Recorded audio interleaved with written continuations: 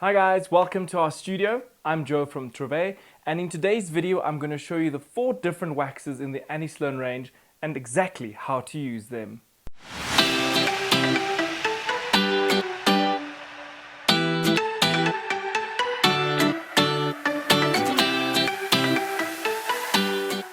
Let's talk about wax, baby. In the Annie Sloan range there are 4 different waxes. The most popular one is obviously our clear wax. That's the one that we all know. That's what you need to put on first after you've painted a project. Then we also have some dark wax. That is to give you a nice antique look on your piece. Then she introduced black wax, which gives a fantastic, rich, industrial, dark kind of feel. And then there's also white wax. And white wax is made to give you a bit more of a beachy effect. So we've got clear wax, dark wax, black wax, white wax. The wax that we always need to use first after we've painted something is clear wax. This is the wax that seals your product. This is the wax that you need to put on straight after you've painted, and we'll start with this one. This is just a board that I painted with Paris Grey, and I've left some text fairly textured so you can see the effect of all the different waxes. I'm going to wax the entire board except for the last bit because that's where we're going to put white wax. Let's get started. So I like using a nice clean lint-free rag to put my wax on. You can also use a wax brush. Wax brushes work very well, especially if you're doing bigger pieces. You can definitely use a wax brush. It has a tip, a nice pointed tip, so that you can get into all the nooks and crannies of your piece. And the wax actually goes on fairly easy. Wax on, wax off, as they say. People always ask how much is too much wax, or how much wax do you need to put on. And it's easiest explained as it's supposed to be like hand cream. When you put hand cream on your hands, there needs to be enough cream to absorb into your hands without making your hands feel sticky. So put enough wax on so that you can cover your piece, but don't put too much wax on. I'm just going to turn this over and just wipe off a little bit of the excess. Right, so our board is waxed. Well, most of it. I've put clear wax on. So you can already see the difference between the waxed section and the unwaxed section. Here you can clearly see it. So this is the sealer. It gives you a nice, almost a sheen.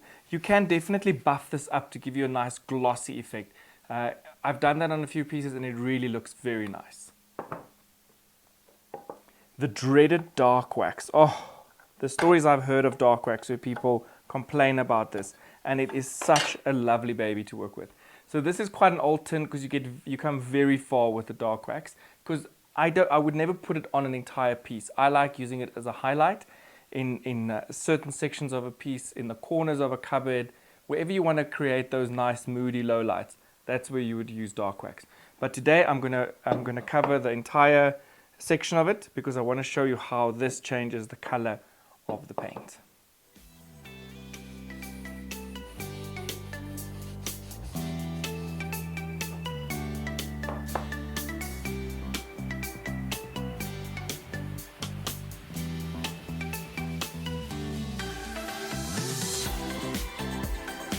You need to really work it into all that nice texture that you've created.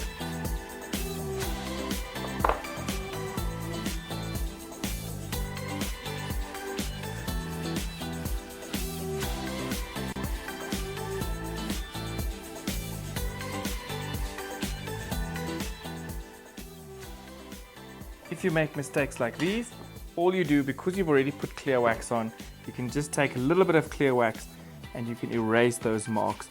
It works like an eraser. And gone. There we go. Same applies here. If you feel that you've put too much dark wax on, you can just take a little bit of the clear wax and you can erase it. I think this looks absolutely stunning. It gives you a very nice old vintage effect. The next wax is black wax. This is a beautiful, moody, industrial kind of wax. It looks beautiful on Antibes, the green.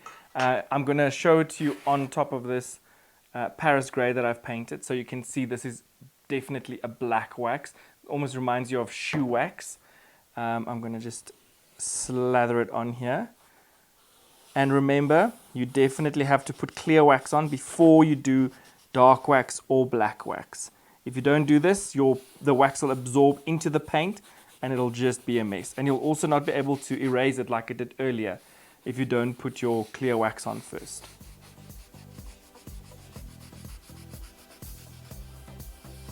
And again, working it into all that nice texture that you've created with your paintbrush. And there you have dark wax and black wax. Black wax for nice, moody, industrial kind of looks. Your dark wax gives you a nice antique effect. Next up, white wax. So white wax is not one of my favorite waxes, I have to be honest. But on the right piece, it looks amazing. It was kind of designed to give you that beachy kind of South Coast look on your piece of furniture. But you can use it on basically any color paint. You can also mix your own color wax by just taking clear wax and adding a little bit of paint to it. So this is clear wax, I assume with white paint in it. So we're going to do it on this last section that we didn't put any clear wax on. White wax is the only wax that you don't need to put clear wax on.